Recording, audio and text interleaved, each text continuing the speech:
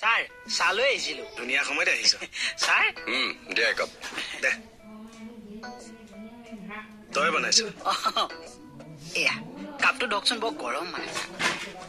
মই নেখাওঁ নে কি বাৰু? ই এইমাত্ৰ খাম বুলি কৈছিলে দেখোন। গেছে মাৰা যেন লাগিছে। গাখীৰ চাহ গেছত একদম জম দেই। কি যাব পাৰিব নে? তই যাওঁ কিহত আহিলা? আপোনাক কিয় লাগেনো?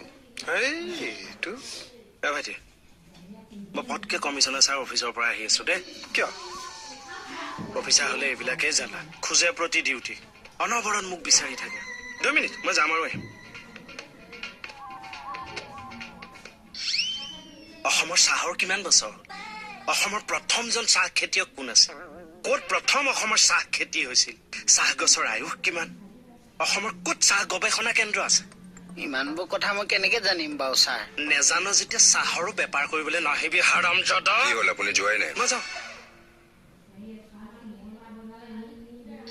থানাত হয় কাগজৰ কাপটো থাকিব, নহলে এই চিনামাটিৰ কাপ থাকিব, যিকোনো এবিধ। মানে কেকেদাই সোধা প্ৰশ্ন এটা উত্তৰ দিব নোৱাৰিলো। নোৱাৰিলো নহয়। চাহৰ বিষয়ে একো নজনাকে ইমান দিনে চাহ বেছি আছো। আপুনি ইমান দিন খাই থকা নাই? মই খাই আছো, কিন্তু তই বেছি আছ না। কথাটো বহুত বেয়া গ'ল হয় নাই? বহুত বেয়া হৈছে। কি বেয়া হৈছে? নাই এনে ইয়াৰ লগতে কিবা এটা পাতি আছো। পাতা গাইজ কি কৰিম বাৰু এতিয়া? কিবা এটা কৰিব লাগিব ৰ, মই উপায় এটা দি আছো।